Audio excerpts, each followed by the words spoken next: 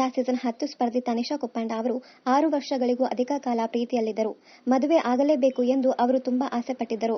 ಚಿತ್ರರಂಗಕ್ಕೆ ಸೇರಿದವರ ವ್ಯಕ್ತಿಯನ್ನ ತನಿಷಾ ಕುಪ್ಪಂಡ ಅವರು ಪ್ರೀತಿ ಮಾಡಿದರು. ಯಾವ ಕಾರಣಕ್ಕೆ ಬ್ರೇಕಪ್ ಆಯಿತು ಎಂದು ತನಿಷಾ ಕುಪ್ಪಂಡ ಅವರು ಇತ್ತೀಚೆಗೆ ಮನಬಿಚ್ಚಿ ಮಾತನಾಡಿದ್ದಾರೆ. ಅಶ್ವಿನಿ ನಕ್ಷತ್ರ ಧಾರಾವಾಹಿಯಲ್ಲಿ ನಟ ಜೆಕೆ ಎಕ್ಸ್ ಲವರ್ ಪಾತ್ರದಲ್ಲಿ ತನಿಷಾ ನಟಿಸುತ್ತಿದ್ದರು. ಜೆಕೆಯನ್ನ ಇಂಪ್ರೆಸ್ ಮಾಡುವ ಪಾತ್ರ ತನಿಷಾರದಾಗಿತ್ತು. ತುಂಬಾ ಪೊಸೆಸಿವ್ ಆಗಿದ್ದ ಅವರ ಹುಡುಗ ತನಿಷಾಗೆ ತುಂಬಾ ರೂಲ್ಸ್ ಹಾಕಿದ್ರು. ನಮ್ಮ ಮನೆಯವರು ವಿಐಪಿ ಕುಟುಂಬದವರು, ನೀನು ನಟಿಸುವ ಹಾಗಿಲ್ಲ ಅಂತ ಹೇಳಿದರು. ವಾಹಿನಿಯಲ್ಲಿದ್ದ ಎಲ್ಲಾ ಧಾರಾವಾಹಿಗಳಿಂದಲೂ ನಟಿಸಲು ಆಫರ್ ಬಂದಿತ್ತು.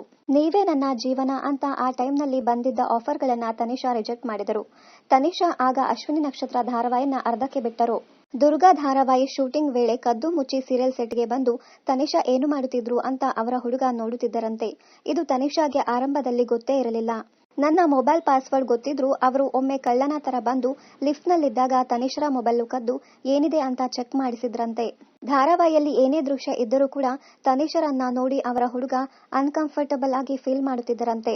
ಇದಕ್ಕೋಸ್ಕರ ಜಗಳ ಆಗುತ್ತಿತ್ತು. ಸೆಟ್ನಲ್ಲಿದ್ದ ಎಲ್ಲಾ ಹುಡುಗರಿಗೆ ಅಣ್ಣ ಅಂತ ಕರಿ ಅಂತ ತನಿಷಾಗೆ ಹೇಳಿದರಂತೆ. ಬೆಂಗಳೂರಿನಿಂದ ಆಚೆ ಹೋಗಿ ನಟಿಸಬಾರದು ಅಂತ ಕೂಡ ರೂಲ್ಸ್ ಹಾಕಿದ್ರಂತೆ. ಹುಡುಗನಿಗೋಸ್ಕರ ನಟನೆ ಬಿಟ್ಟು ತನಿಷಾ ಅವರು ಕಂಪನಿಯೊಂದರಲ್ಲಿ HR ಆಗಿ 8 ತಿಂಗಳು ಕಾಲ ಕೆಲಸ ಮಾಡಿದರು. ಟೈಫಾಯ್ಡ್ ಬಂದ ನಂತರದಲ್ಲಿ ತನಿಷಾ ಕೆಲಸಕ್ಕೆ ಗುಡ್ ಬೈ ಹೇಳಿ ಆಮೇಲೆ ಮತ್ತೆ ನಟನೆಗೆ ಬಂದರು. ಒಮ್ಮೆ ಸಹನಟ ಅನಾರೋಗ್ಯಕ್ಕೀಡಾದಾಗ ಅವರನ್ನ ತನಿಷಾ ನೋಡಲು ಹೋದರು ಅಂತ ಅವರ ಹುಡುಗ ಅನುಮಾನ ಪಟ್ಟಿದ್ದರಂತೆ. ಆ ಸಹನಟನ ಜೊತೆ ತನಿಷಾ ರಿಲೇಶನ್ಶಿಪ್ ನಲ್ಲಿದ್ದಾರೆ ಅಂತ ಅವರ ಹುಡುಗ ಅನುಮಾನ ಪಟ್ಟಿದ್ದರು. ಅಷ್ಟೇ ಅಲ್ಲದೆ ಆ ನಟ ತೀರಿಕೊಂಡ ಮೇಲೆಯೂ ಅವರ ಬಗ್ಗೆ ಮಾತನಾಡಿದ್ದರಂತೆ.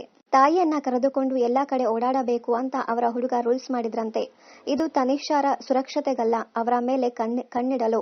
ನನ್ನದಲ್ಲದ ಬದುಕನ್ನ ಇವರ ಜೊತೆ ಬದುಕಲು ಇಷ್ಟ ಇಲ್ಲ ಅಂತ ತನಿಷಾ ಬ್ರೇಕಪ್ ಮಾಡಿಕೊಂಡಿದ್ದರು.